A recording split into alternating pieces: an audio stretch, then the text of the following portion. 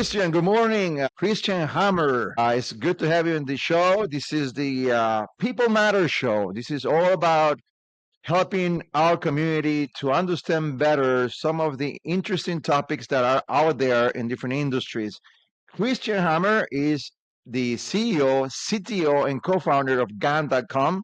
He also has been the CEO for Vala AI, serving as a board of directors in Mobile Corp, also has worked in Wayfair as a head of global fulfillment engineer, and graduated from the state of Washington University in computer science. Good morning, Christian. How are you? Good morning. You didn't quite get my Did I miss title right, something? so I'm going to help you out there. I'm the Yes. CEO of Vala AI and of Heart.io. I'm the CTO for GON. I'm the Chief Scientist Officer for Veriscore. I'm on multiple boards, multiple charities. I'm That is heavily awesome. involved.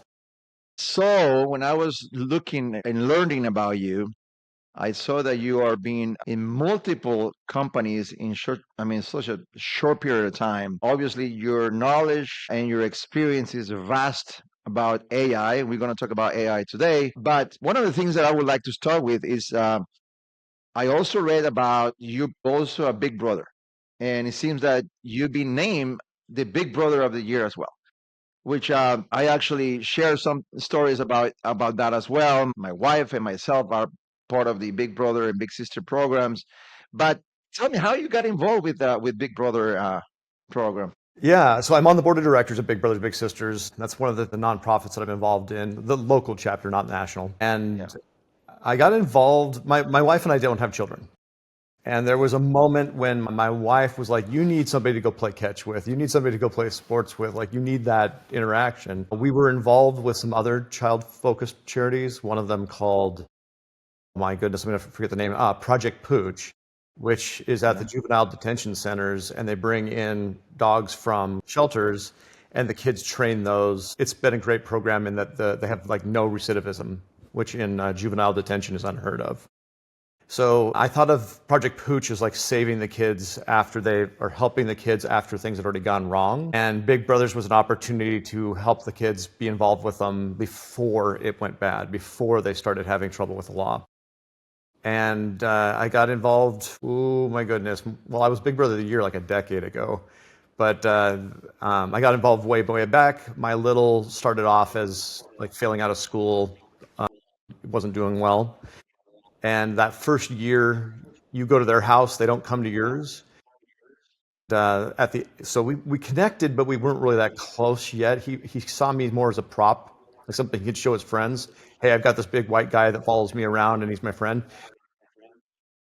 But a year in, he was able to come to my house for the first time, and when he did, it fundamentally changed everything. And it was simply he grew up in an apartment in a poor part of town. He came out to my place, which is the opposite, and saw that there was another opportunity. There was something else in life that you could do, and that became like his quest in life. He started asking questions. How do I get that? How do I how do I get a house like that? And I frankly just turned into my dad. Work hard, go to school, get good grades. Yeah, yeah. And he started asking questions, further questions like, okay, great. What does that mean? What is good grades? I was like, oh, wow.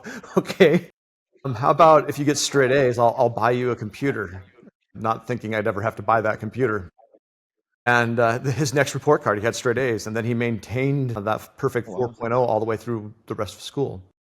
His senior year of high school, he lived with us because his dad was in prison and his mom disappeared and left him and his two younger sisters alone for months.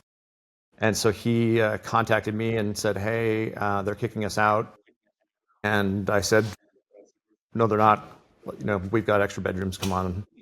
So he was president of his class. He started getting involved in everything. But at some point, he started asking me questions I couldn't answer. Like, if he asked how to get into a state university, no problem. I did that, right? But when he started asking, like, what are great schools? And like Harvard, Stanford, Princeton, Yale, Lehigh, where he ended up going. And then he started asking, how do I get into those? I don't know. Let's go find out together. But he got a full ride from Lehigh. He got the Gates Foundation scholarship, which was like an additional full ride. He finished his PhD in biological engineering, I think, 5 years ago, and has been out in the field working since. So he like fundamentally his trajectory in life changed just by having that perception shift, just by having like, wait a second, there's more. The things I see on TV aren't imaginary. There is a world out there that I can attain. Again? Well, I'm on the board. I don't know that I'll be a big again. I'm hyper competitive, and I don't think that's fair to the child. Like to come in and be like, "Oh, but Isaac has a PhD in, biological engineering." All right. Fair enough. I mean, that's a great passion. I mean, it shows a lot of your human side that not a lot of people is willing to, give that much time to someone that is not blood related, but you've done it, and that is amazing how you help other human beings to succeed in life. Kudos to you. Um, let's jump into a little bit about your background. Obviously, you are a smart guy. You are involved with many companies, especially all technology companies. How do you see the future of AI? And I see that you are most of these companies that you're involved with. Somehow you are involved in at evolving and developing the future of these companies, and we'll go into some of them because I was very intrigued about, especially about Gundam. But let's jump first about where do you see AI going and evolving in the next decade? Wow, next decade's a really tough one to predict because it's going so fast. I'm very passionate about technology enabling human potential, not taking away from it. And one of the things that we've done for the last 30 years is we've forced humans to have to interface with the technology. We're doing it right now. We're sitting at our computers using a tool that somebody wrote to help us do the job, but we had to learn to use the tool. And I think that we're going to see a reversal of that. We're going to start having our tools learn to understand what we desire from them. And you're already seeing that with like ChatGPT and some of those tools. You're having a conversation with it, and it's going and doing the things that you wish the technology would do. One of the companies, Heart.io, is very much in that vein. It's we say it's conversational automation. So we're taking things like ERPs and customer relational management systems and all that, and you simply talk to the technology and it connects all the different things together to do the task. I give a demonstration of a bank system that we built that you ask it, how much does Miguel owe? Something as simple as that. And it goes to all the different systems it needs to. It first understands the intent. What is Christian actually asking of me? Asking me to go find out about this Miguel character and find out like how many loans he has and how much debt he has. Okay, great. I've got 500 Miguels in my database. Which one? So the first thing it's going to have to do is figure out who, and it's going to clarify that with you. And then eventually being in milliseconds, right? It's going to say like, oh, here's the 5 different systems I have to connect into to understand how much Miguel owes. I gave a demonstration of it recently that kind of scared me. I simply asked my own automation system, like, how are we doing today? That's a very vague question. But over time, it's learned enough about what I mean by we and how we're doing, the KPIs that I care about, it's learned that. And so it pulled together a full report of every metric we care about. And then, because it knew I was going to go do this next, it pulled together a competitive analysis. All my competitors, how are they doing today? Because we is relative to the competition. And then it told me what to do because it knew that was coming next. It said, here's what you need to do to improve your stats today. I didn't teach it any of that. It learned that through compounding. Well, it just compounded effectively synonyms for things I asked for over time. And it has a long enough memory to be able to go, okay, last time we had to do this. When he said we, he meant the company, the websites, et cetera. Like this is the synonym for that. And it just built that up over time. I think all of our technology is going to get a lot more like Jarvis from Iron Man and give us the ability to be a Tony Stark if that's what you are. Or if you want to be out in your life making art, it's going to give you the things that you need to be able to sell your art or to find the people that buy your art or whatever. It's going to connect us in the way that technology is supposed to do. instead of us having to, again, learn to use the technology and interface with it. I've said that we're living in the tyranny of the terminal still. How much of our lives are sitting in front of a screen like we are right now? Why? Why can't we have a conversation with our technology? Why can't I be out in my field with my horses or my dogs and doing my job? Let me ask you, and this is a beginner's question because I'm not an engineer or an expert, but by any means. But when you say one of the biggest changes is that obviously AI, the systems, the computers, the software, they're going to be learning from your behaviors, and as they are learning, they're going to be able to help you better. Now, when you say ChatGPT, which is the most common AI out there, when you create a user ID, is it learning from you already the minute that you create your own user or no? No, not really. Not really. ChatGPT and a lot of the large language models that we play with today are missing the ability to really learn. Okay. Some degree, like Claude and ChatGPT, to a degree, have memory and they can recall past things that you've done with them and can act on that, but it's just memory. It's not learning. Learning is like it takes reinforcement. Was this good or bad? Was it a good choice or bad choice? And so what we've been doing is we're doing effectively reinforcement learning on your actions, and we're using, it's actually quite simple. I said the term synonym. If I said Miguel, today it would ask me which Miguel, I've got 5,000. But if I did it a couple times and I always meant you, it now knows that that's most likely. It increases the probability that you are the Miguel I'm talking about. And the more reinforcement it gets, the higher that probability that you are the correct one gets pushed. That's it. And if you do that enough, it looks like learning. I don't know if I would necessarily say it is learning yet, but it's close. Right. Yeah. Makes sense. What is the common misconception about AI that you've seen out there?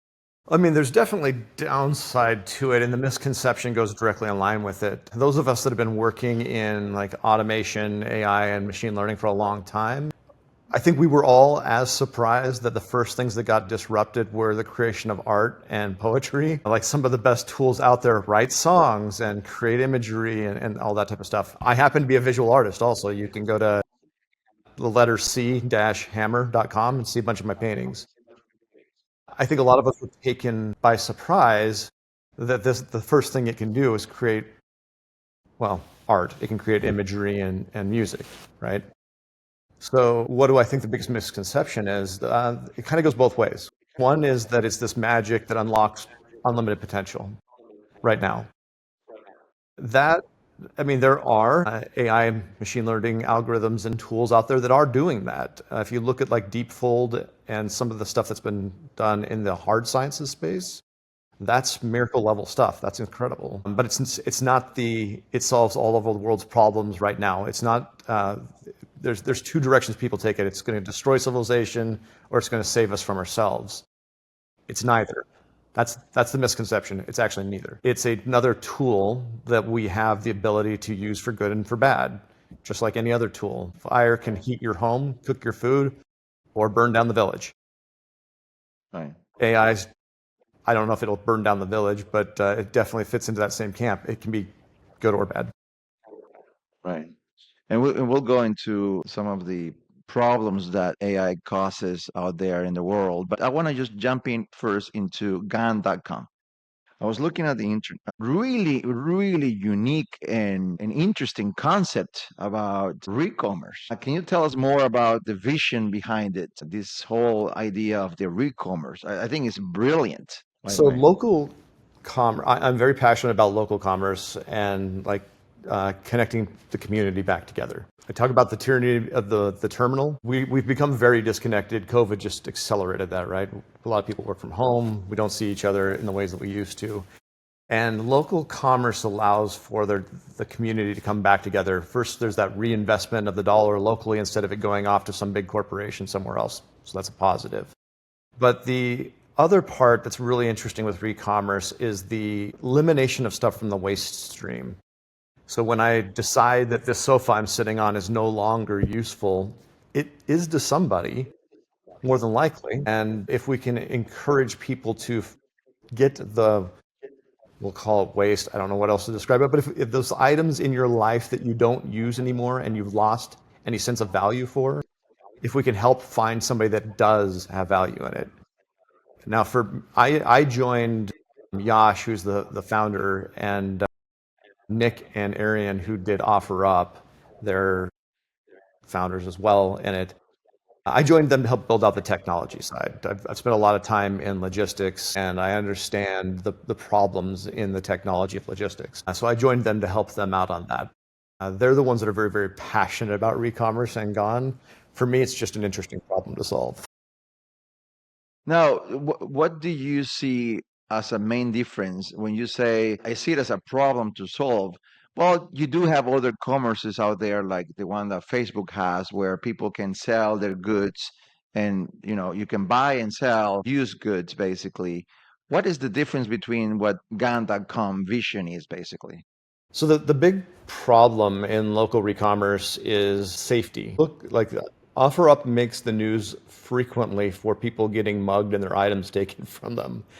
And if I think about myself, I have things in my home that I'd like to replace, but I'm not going to let some random person into my home, nor am I going to trust some random person to pay me in cash. Yeah. The dollar amounts are too much. Like I just don't want to deal with it. So for somebody like me, you need to make it a safe transaction. You need to make sure that the person coming into my home is licensed, bonded, and insured, not letting some random person in. So that's, if you want the upper, I am 1%. I'm not going to pretend I'm not. I'm in the 1%. If you want the 1% to get rid of their stuff and sell it to somebody else that wants it, how are you going to do that? Well, you've got to make it safe. You've got to make it trustable. And I would never put anything on Facebook Marketplace. I would never sell anything on OfferUp. I will pay a company to come take it away. Right. Makes sense. Absolutely. And I've been in those shoes that sometimes I want to sell something and that is just from the kids' bicycles to yesterday I just sold a dryer that I bought by mistake and it was brand new and I said, just take it away. But yes, when you hesitate when you want to give the address to someone to come and pick it up to your house, especially if you don't know who that person is. Great point. So let's go back into AI and obviously the concerns to be aware. There are risks associated with AI. And what are those risks that people should be aware of AI? Because obviously you said it, there's good side and a bad side. And at the end, we are humans and there are humans that have bad intentions. Let's just talk about it a little bit. I think that there's a lot to talk about these scams and risks Oh involved. man, so many. The first and most obvious is the ability to impersonate another person through like deepfake video. You can definitely copy my voice because I have a podcast and I've been on a bunch of podcasts. So if somebody wanted to take that and use it to train a voice actor model of me, there's websites where you can do that. Same thing with video of me. There's enough video of me out there that you could do it. And that's true of anybody who's ever posted online. You've got Snapchat video or whatever that you put out there, somebody can make a fake of you. Can they use that to withdraw money from your bank account? Probably not, but they can definitely convince your spouse or your partner or your family member that you're in trouble and need money. There's that type of scam is we're going to have a lot more of that. Definitely. We're going to see a large rise in that. The less obvious things are the fact that it is disruptive technology. It is going to eliminate some jobs, just like any technology does. I think that for the most part, technologies like this tend to create as many as they eliminate. It's just that there's a transition phase from one to the other. And that transition phase is rough for society to get through. And so when you've got compounding factors right now with climate change that is happening, we're seeing fires and storms in California and the disruption of our food supply because farms are entirely reliant on stable climate, right? You take that, mass migration, everything else going on, and you start disrupting the workforce also in other ways. And it's just one more thing that builds up tension. So it has the potential to be that straw that broke the camel's back on society because it is disrupting a lot of industries. It is changing everything. It also makes a lot of people's jobs today, they don't know it yet, but their job can be completely eliminated through automation that anybody can now go create. You have a producer for your show. That's actually a job that can be completely automated today. Right. Podcast AI, does the entire thing now. There are lots of things like that out there. I think that the major risks tend to be towards fraud because it is so easy to do, and the automation of roles and jobs away that disrupts society in a way that we're not ready for. A lot of today's workforce, that tyranny of the terminal statement is how many of us spend our jobs on a computer? How much of that job today do you need to be the one doing? How much of it can a tool automate away? You alluded to people being concerned about being replaced, and I think that's a fair concern for a lot of people that might not have the, college degree or the value other than being working on a, on a base position. But what would you say to those people? How can they add value? You as an engineer and as looking at the future much better than most people can because you understand AI. And what would you say to those people that don't have, degree or bachelor's degree or experience on technology? What would you say to those people to be able to bring more value to companies out there? I actually think it's easier now than it's ever been. I have a friend he's a part of Heart.io now, and he's been a product manager. He doesn't have a bachelor's degree at all.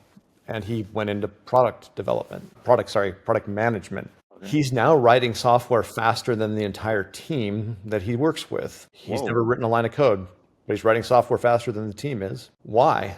Well, because he took the time to start to work with the technology that's out there, and he understands product. So he understands what technology can do for people. I think that for the first time since the invention of the transistor, anybody can build the technology they need or want to do anything they can do with tech. I mean, it's unlimited what you can do. You can go build software yourself today with no knowledge of how to build software. And he's now going to put out his templates for the tools that he uses so other people can do exactly what he does. The first tool we built at Vala AI, Vala's being acquired. Like literally, we're signing the paperwork today, and I probably won't be with Gone much longer. So I'm telling you that, so you might want to edit that part out. That's why I was really hesitant to talk about it. I'm like, I'm not going to be with them much longer. We're taking heart and running big with it. The first thing we built with Vala AI, if you've heard of Devon AI, I built the exact same thing 4 years before they built Devon. It's a software engineer AI. You tell it what you want, it asks clarifying questions, and then builds the technology. Well, now Cursor AI, which is a software development tool, you can make it do everything that tool does. It costs you $200 total, not a month, $200 to get Cursor AI. And you can do the same thing with it. You can sit there and tell it, I want you to do X, Y, and Z, and it'll go build the software for you. Now, you do have to know how to troubleshoot. But most people who use software, at least to understand the basics of that, I did this and it broke. I did this and it quit working. But the barrier's never been lower. If you can imagine it, if you've got a creative mind or you've been impacted by something where you're like, God damn it, I really wish there was a tool that would do this for me. For the first time in human history, you can do it yourself. There's nothing stopping you. So I'm going to take you up to very basics. And again, this is a show to help people to understand different topics. And for the common people, this is not about experts on AI, or this is not for the technology industry to learn about it. In the contrary, we want people just to learn more about the trends in different industries. And today AI is one of them. Obviously, everyone talks about it every single day. Now, let's talk about basics. What would you tell someone that you just explained? Anyone can learn how to create a program or an AI now more than ever without having to go to college or anything like that. What would you tell that kid that is in his 20s to go to and say, go here, here, and here to learn to code or to program, and that way you start your way into the industry? Yeah, I would say don't learn to code. Don't learn to program. It's a waste of your time. Okay. Yeah. Okay. You don't need to. I wasn't saying you can go learn to code right now easier than you've ever been able to in the past. I'm telling you, you don't need to. You can build technology, whatever the heck you need or want, without it. The technology now, sorry, I think I just got frozen. The technology now does translate your human speech or typing into the technology. You don't have to write code, you need to write words. So the thing I would tell people to do is learn to learn fast because the world is evolving extraordinarily rapidly. So understand how you can adapt quickly. Understand logic, and I don't mean if this, then that. I mean like take psychology classes. Actually, philosophy classes are great. Understand how we think and why we think the way we do. If you did that, you're unlocking the potential of all these tools long term because they're going to become thinking machines. They're not yet. We're not talking about AGI yet, right? We're close. Yeah. But if you understand how we think and how to make good decisions and how logic works, you're going to be able to teach these future machines how to do whatever the heck we need them to do. And I hesitate to even try and predict what we're going to do with them because some of the stuff is like in the Wizard of Oz, I've always been the guy behind the curtain, the wizard that nobody can see, and everybody comes to them hoping for dreams and wishes to be made true. I've been that guy.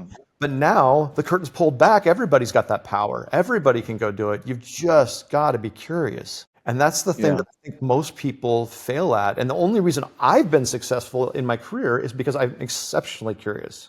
I don't like the answer like, that's how that works because that's how that works. I want to know exactly why it works the way that it does because I can apply that to something else maybe. I like learning. I like taking things apart and putting them back together. And I highly recommend, like, if you see your child starting to play with Legos or anything, start asking questions. Don't tell them the answer. Show them how to figure it out for themselves.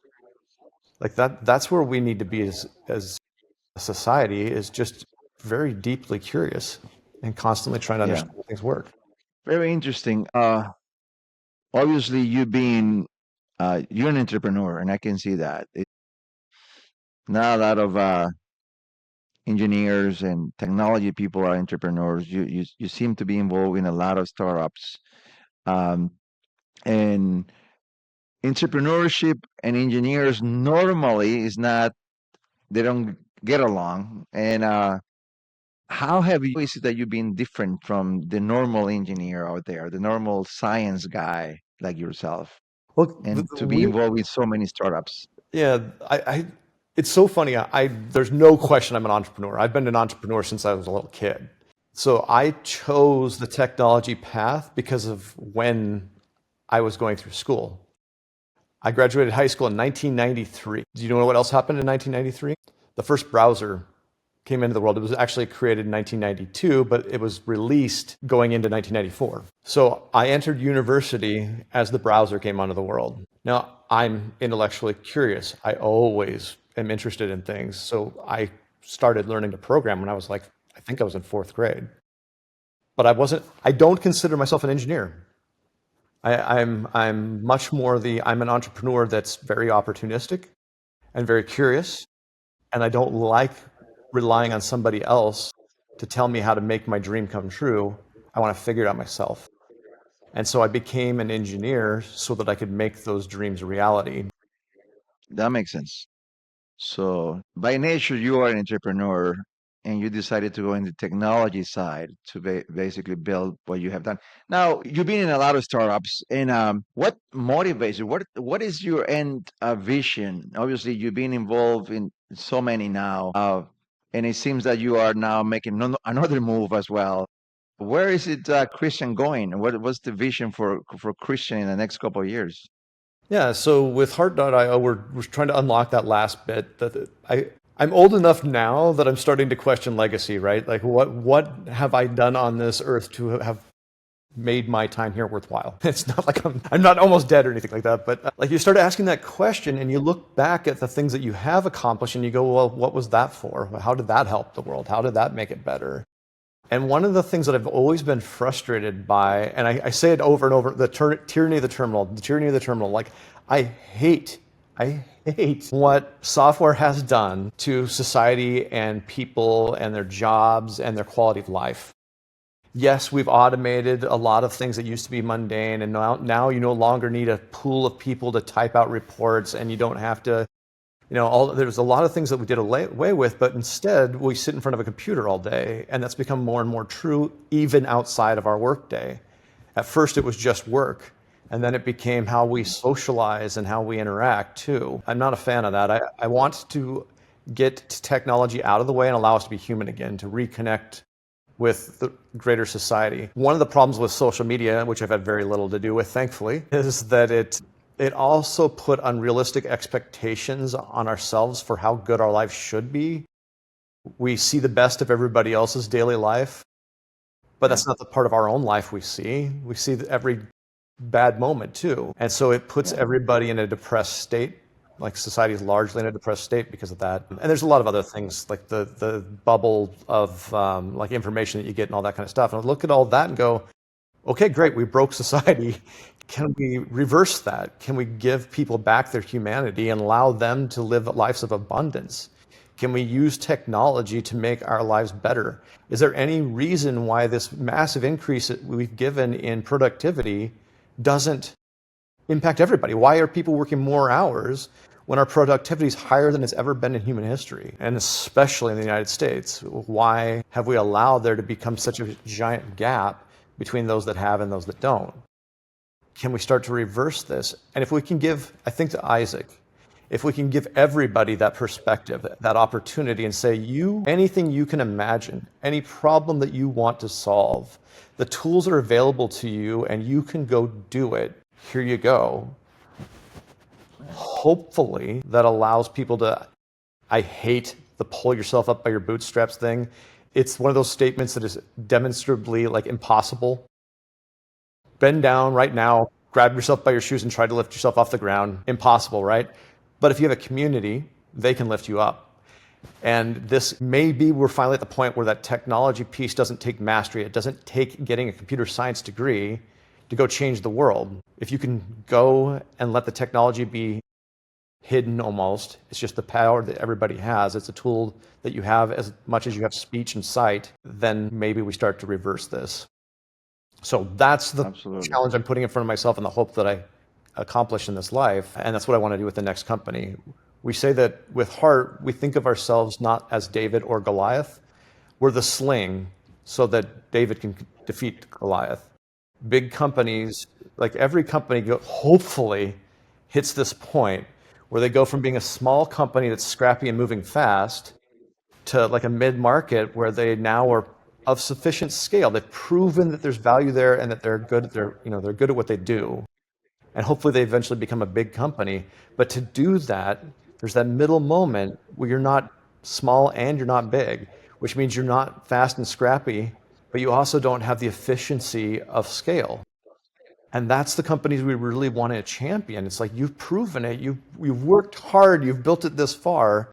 Let us give you the efficiency of scale. Let us give you the automation that you need without the massive cost of doing SAP or another tool like that, without having to hire hundreds of engineers. Do it just by talking to it. I hope that we start to So, unlock that. Christian, in the few businesses that I'm involved, I've seen how a lot of vendors that promote themselves as AI companies, and I've seen how they offer this product and they package the product, they sell it to you, everything that's going to do. And then you realize that you're paying hundreds and thousands of dollars for something that you could have basically built yourself with someone smart enough for a very small fraction of the price. Now, that's happening, I assume, in most industries out there. What would you say to an entrepreneur, to a company that's not is not a Fortune 500 company, it's not a large company, it's a small company. When they're trying to utilize AI, what is the typical mistakes that they do to try to either hire other vendors, or Hmm. what is the typical mistakes that you should advise them to avoid? The scaling moment problem is usually a combination of factors, and this is the thing I try to stop them from doing. The first is that as you're building your company, you're picking the right tool for a lot of little jobs, but to scale, all those little things have to work together. And so adding one more thing to the mix is just making that more difficult to do. And a lot of the AI tools that people are putting out there are just one more solution in the mix. Avoid that. The other thing that you want to avoid, though, is the keystone problem where I am locked into that one vendor that does everything for me. Because the problem with the single vendor solution is they're not your business. They're not trying to make you more efficient. They just want you as a customer, and they've got millions of them that look different than you, which means the thing they built is generic. It's like the Swiss Army knife. Like, is a Swiss Army knife good for anything? Is it a good knife? Is it a good pair of scissors? No, it's crappy at all of them. That's the problem with a lot of these generic solutions, is they're crappy at everything, but they do everything. And so what we do first, and this is why I think that the route that we're taking is unique, but not totally unique, like other people will copy it, I hope, is that we don't try to replace what we have. We just take what you have and make it work together. That's it. It's not really magic. It's just we become the general integration platform that allows you to say things to it and it to act as if it was you on all those systems. So if you like QuickBooks and that's what you use for accounting and you're a multi-billion-dollar company, great. Why do we care? Let's enable the tools you have. But we also become that point where you're not locked in. If you decide later, for whatever reason, I'm picking on QuickBooks here, but like the QuickBooks isn't what you want, your team doesn't have to change anything. They continue using the tool the way they do now. You replace underneath the covers. What did we used to call that? In big companies, you do this all the time. We're going to replace SAP with PeopleSoft. And it takes you, 6 years, and you build a shim system between it so that nobody really knows that their system was touching SAP, for example. So you build an interface shim that allows you to replace SAP behind it with the other system, and nobody knows or cares. We're kind of like that on steroids, but we're doing it for the people, not the systems. I just saw a model that basically they build in agents next to people so people can become more efficient. And the agent is learning from what that specific role, that specific human is doing to help this human to basically multitask or be like 10 times more efficient because the AI will be doing most of the things in the future for them. So I think that kind of a yeah, exactly right. I think of the other benefit you get out of that too. How much of a staff is nearing retirement, or like, do you have a lot of turnover in particular parts? Software engineers are notorious for sticking around for 2 years and then going on to the next thing. Do you have to train the new person up and all that, or does that knowledge and experience walk out the door? Well, if you have a system like this, it's where the knowledge lies. It's where that history and all that experience comes together and is maintained. So even if a person walks out the door, you still have it. You still have it. You still have the experience. Last question, and I think that your experience over, I don't know, 30 years plus, whatever that is, Christian, what would you tell the 20-year-old Christian if you got to meet him in front of you? What would you tell him after all of the experience and everything that you've been through? What will you tell him about things that to pay attention to? Well, two big ones. The first is drop the ego. At 20 something, with a whole new world that we were at the beginning of, and you're the most knowledgeable person in the room because nobody's got more experience than you do because nobody has any experience. Drop the ego doesn't help anybody. That would be the first thing. The second thing was, but you're actually right about something that you really need to pay attention to long term, and that's that there is a logical progression for how technologies will impact industries. And we had a theory that the closer something was to digital, the earlier it would move. So if you looked at an industry that was entirely informational, like the phone book's entirely information, which is what digital is. It's just information. That will go very rapidly. And we kind of outlined everything through a series of 5 phases. And the last thing that'll go is the pieces that aren't in any way digital, right? That's what's going to be impacted by the digital transformation. But you can predict the future if you understand how humanity has adapted to past changes. A pretty clear pattern that repeats itself over and over. It doesn't give you perfect clarity. You don't have 20/20 vision on everything that's going to occur. No way I ever would have predicted something like the blockchain. But you can look and say, okay, that's going to impact things this way. I wish I had trusted myself more on that and dropped the ego and listened to others when it came to everything else. Yeah, that's a big one. Listen to others and learn from others when, especially when you're young. And look, we're running out of time now, but just I want to hear your feedback. You said blockchain, and with all of these in the last 10 years, I mean, the blockchain revolution, I would call it.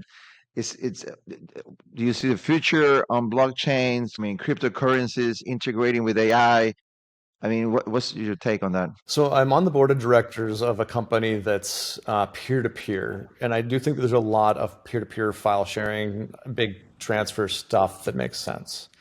And there are a couple places where something like blockchain makes sense. Anywhere where you've got untrusted partners in a network where data sharing is necessary, like global trade, something like the blockchain makes sense. However, as a currency or as an efficient means of information sharing, it is not. I think that it's like, I think AI gets into the same rap a bit. Everybody's trying to find a way to use it. They're like, oh, look at this amazing thing. How can I make a company that uses this amazing thing? Because I know investors will put money into it. And in the entrepreneurial world, that's why a lot of things happen. Instead of looking at problems and saying, okay, of all the tools available to me, is this the right one for it? Not even asking that, like, what is the right one for me? Not looking and going, should I use blockchain? Looking at everything and going, well, blockchain is the best tool for the job. There aren't that many. Yeah. Yeah. Yeah, makes sense. Well, this has been one great show. Appreciate the time, Christian. Happy to be here. We typically don't have engineers like yourself and entrepreneurs, first of all, that are engineers. Happens to be an engineer, a science guy, not engineer, science guy like yourself. But I appreciate your time. I mean, it was very insightful, very a lot of education for me and for the audience. I'm so glad that you took the time and you accept our invitation. Thanks for coming today. Happy to be here. It was a lovely conversation. You're a great host, so I really appreciate being on the show. Thank you. And this was one more of our People's Show, and hope to see you next time. Thanks, everyone.